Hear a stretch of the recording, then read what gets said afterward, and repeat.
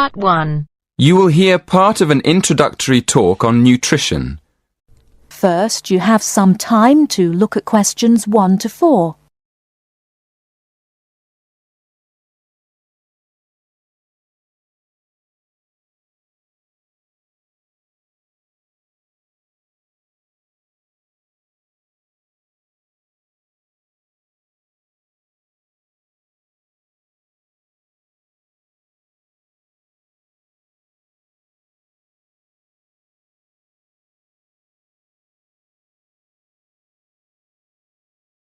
Listen carefully and answer questions 1 to 4.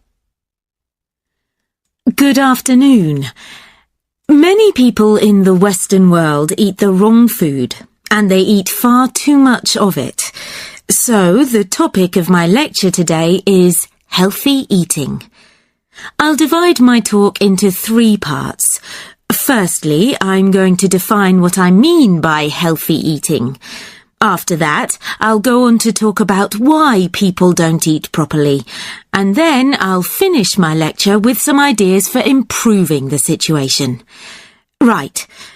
So, what do I mean by healthy eating? Well, some people might think it means eating a lot of meat. Of course, vegetarians wouldn't agree with this. They think eating meat is very unhealthy.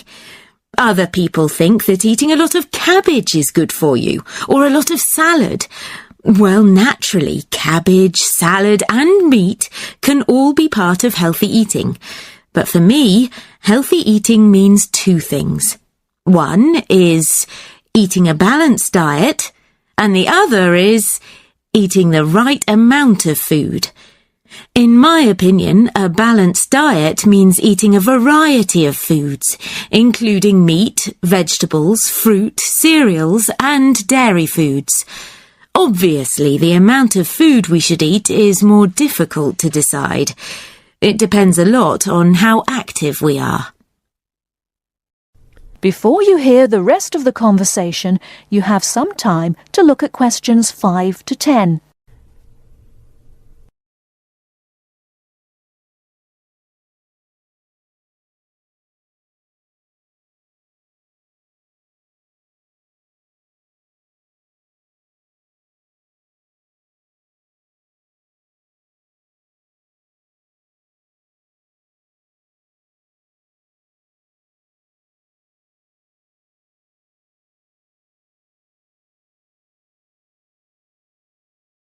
Now listen and answer questions 5 to 10. Now on to my next point. Why do so many people eat badly? Well, let's look first at having a balanced diet. To have a balanced diet, you have to plan your meals in advance and then buy the right food, and then take time to cook it properly. But these days, people are so busy working that they don't have time to go shopping, so they end up buying fast food at the last minute. Another reason people don't eat well nowadays is that it's actually cheaper to buy food already prepared in a packet. So, people who haven't got much money will buy packet food rather than cook something fresh. And a final reason why people don't eat healthily is that they don't know how to. In my opinion, schools don't do nearly enough to educate their pupils in healthy eating habits. Now listen and answer questions 8 to 10.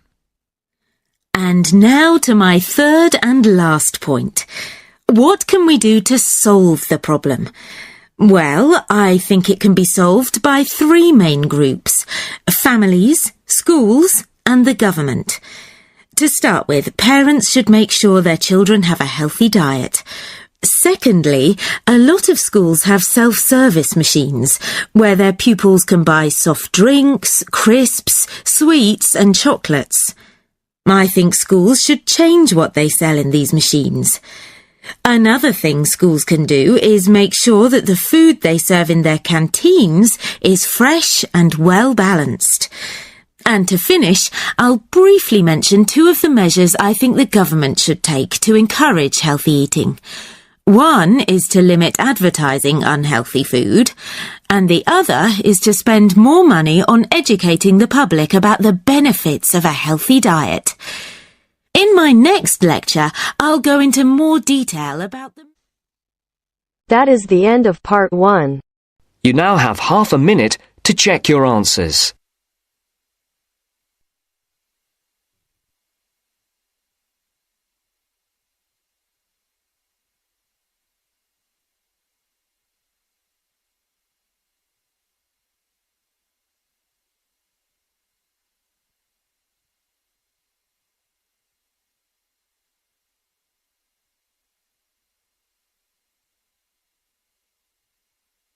Now turns to part 2.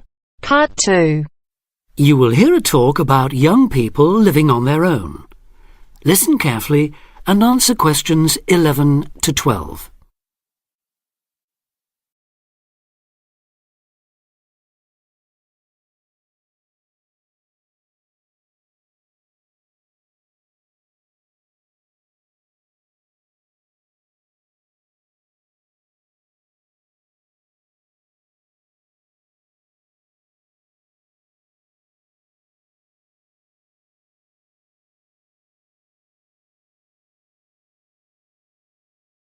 Listen carefully and answer questions 11 to 12. Loneliness is something we all suffer from in varying degrees, but young people living on their own can be particularly vulnerable. Many who leave the family home find they are less confident and have more difficulty in finding their feet than they expected. Often going to work or study in another town or city will be the first time they have lived away from home. Although this may sound like an adventure for those dying to get away from the glare of the parental eye, for others it is a daunting prospect which generates apprehension, uncertainty and even fear. In fact, in a recent survey of over 1,600 people who had recently left home, 32% said that understanding and coping with loneliness was a crucial issue for them and made them feel highly stressed and distracted. An annual report by researchers last year recorded a noticeable increase in the number of individuals with homesickness, transition and isolation issues. Acknowledging that feelings of loneliness and isolation could impede progress at work or study, they examined the number of people using the welfare and health services. They found that young people in particular were prone to difficulties. Last year, 61% of all people using counselling services were aged under 30, and of this group, 57% were men. Now listen and answer questions 13 to 20.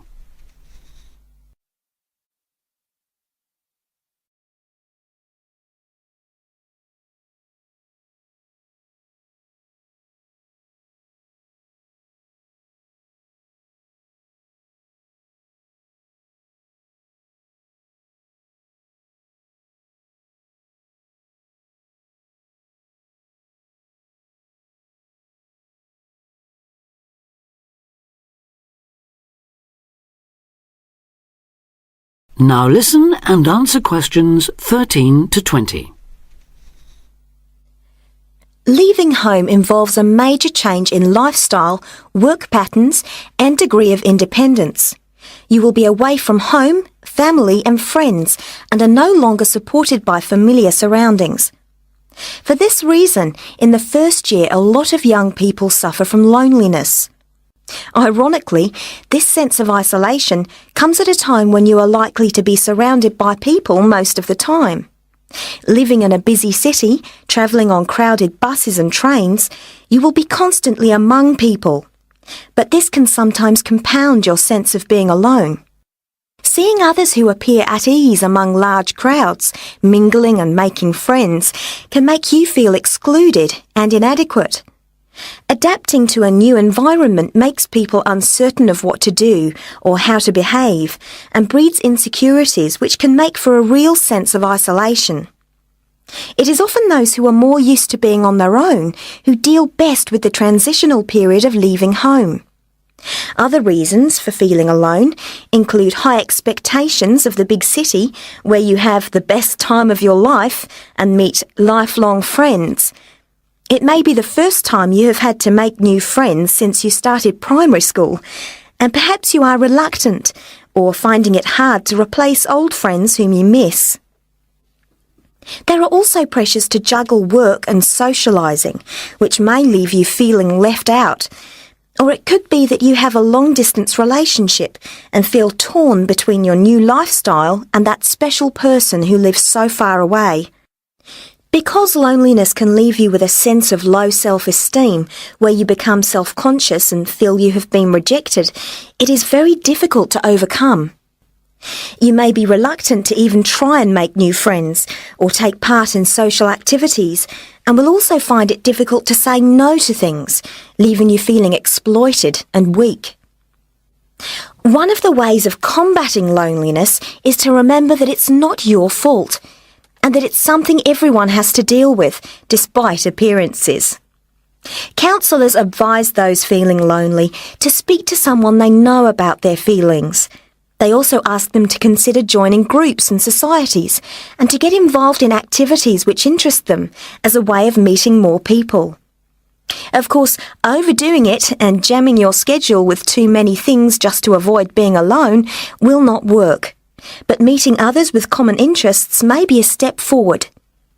If you still feel like you need someone to talk to, you could try group counselling, where you will be able to talk to and receive support from a small number of people with the same difficulties as you. For more information or to be put in touch with an individual counsellor, contact the local town hall support services. That is the end of part 2. You now have half a minute to check your answers.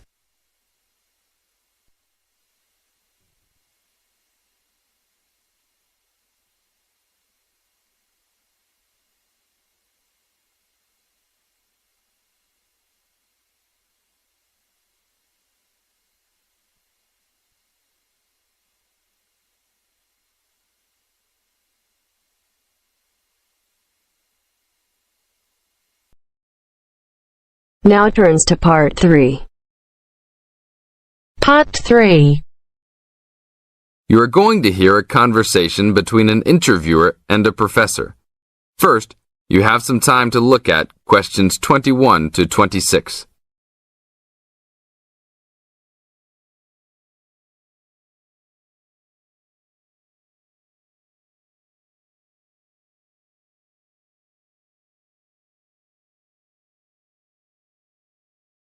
Now listen to the tape and answer questions 21 to 26. Today I'm here with Professor Nittick, who is our new university president. He has been a professor for 20 years and teaches many of the best classes on campus. I know many of you have had him as a teacher and know of his brilliance. Good morning, Professor Nittick. Thank you for stopping by the student station. Thank you for having me here. It is always great to get to meet many of the students who are involved with our school. I haven't been here since 2 years ago. Yes, I remember at that time you were still teaching every semester. 2 years later, you're only teaching every once in a while. But it seems like you are still always busy. The administration world is just as busy as the teaching world for you. How do you stay in touch with the university, even with the change in your everyday duties? I try to stay in touch with what is popular with the university students. I usually spend time with as many students as I can. They usually give me insight into what the new concerns and beliefs are for the new generation. On top of that, I try to be as youthful as I can. I consider myself to be youthful, at least for my age. So I always have a good time and try to stay young. I try my best to not just be a teacher, but also participate in university life. Interesting. So, are you still doing lots of academic work, or are you mostly concentrating on administrative affairs? Well, I mostly do administrative affairs now, but that doesn't mean that I still don't have a very deep interest in academic matters. I often visit other campuses around the world and meet other professors in my field. I learn the most by travelling and seeing the different places of the world and the different fields of thought. I even did a television programme last month in Manchester. Will you be on television any time soon then? Well, you can call the television station and see if I will be on television any time soon. Maybe I will be on the news report. I don't think it is really that significant, though. Oh, really? That sounds great. I will remember to look out for you. Let's move on. With all your busy travelling recently, how do you find time for your personal life? I try to keep my university life separate from my personal life. Sometimes it's hard to find time to just take my wife and 3 kids out for a family dinner, but usually we all manage to get together every few days. I'm taking a few weeks off next month to take my family down to South America, to Brazil for a few days. I can't wait to just sit on the beach. Wow, that sounds like a wonderful trip. Professor Nittick, could you tell the audience a little about what goes on in an average day of a university administrator? An average day? Oh, I don't think there is such thing as an average day for me. The last few weeks I've been travelling all the time. I can be in Los Angeles in the morning and in New York by the afternoon and back to Los Angeles by the evening. Sometimes I will spend the whole week at a new university, showing the new administrators the ins and outs of running a university. Sometimes I can spend the whole day in the office on the phone. So there really is no average day for me. I guess that is because I do so many different tasks. Sorry to let all the viewers down, but that is the plain truth. Now look at questions 27 to 30.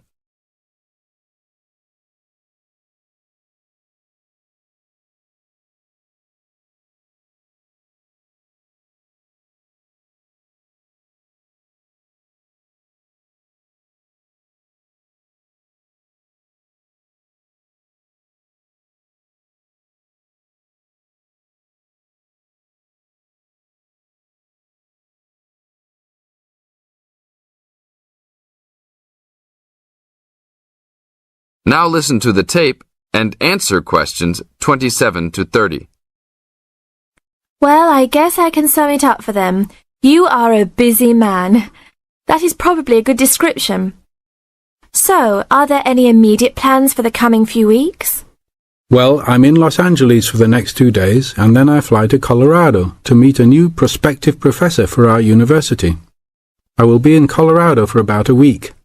Then I go to Japan for the next 10 days to meet with our university branch in Japan about record sales there.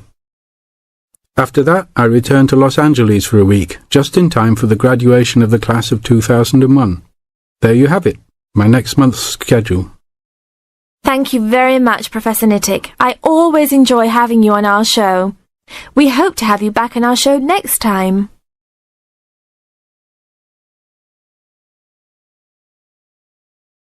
That is the end of part 3. You now have half a minute to check your answers.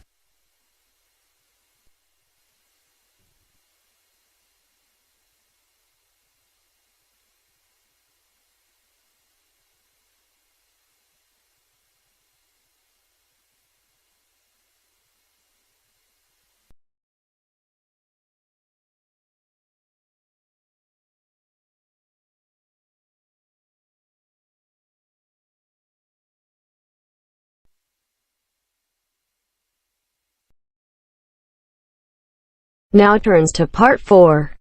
Part 4. First, you have some time to look at questions 31 to 40.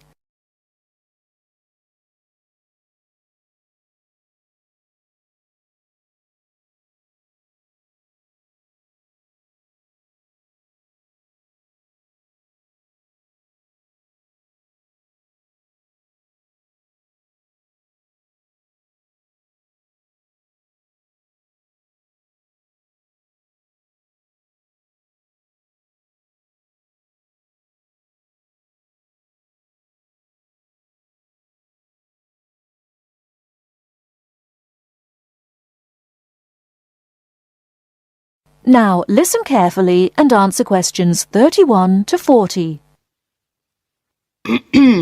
Last week, we looked at some of the features of modern houses, and today we're going to turn the clock back and look at traditional house design.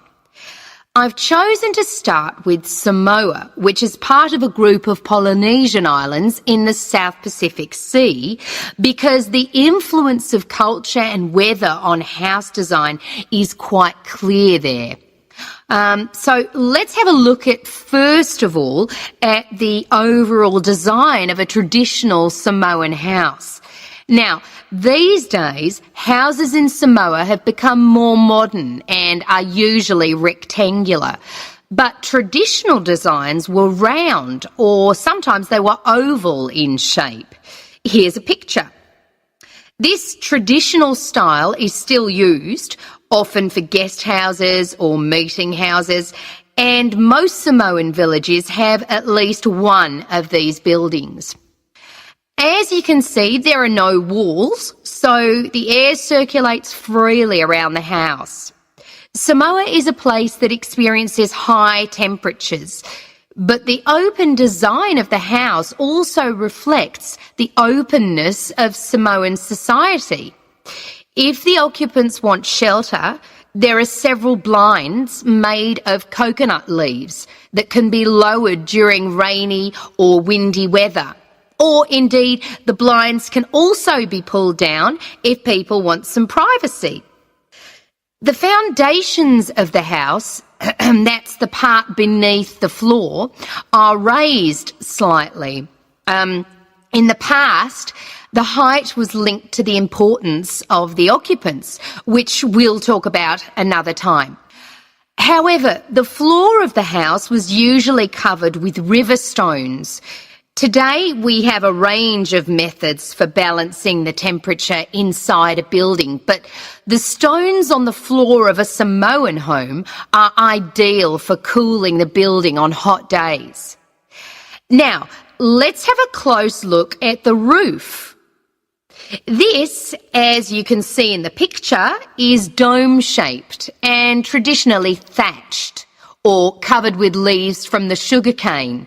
That's an established crop in Samoa. This was a job for the women, and it involved twisting the leaves and then fastening them with a thin strip of coconut leaf before fixing them to the roof in several layers.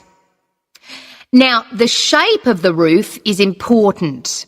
You can see that the sides are quite steep, and that's done so that the rain falls straight to the ground without moisture going through the leaves and causing leaks or dampness inside the house. Then you'll notice how high the top of the roof is. This is a way of allowing heat to rise on sunny days and go through the thatching, thereby cooling the house. So, how does the house stay upright? Well, there are a number of evenly spaced posts inside.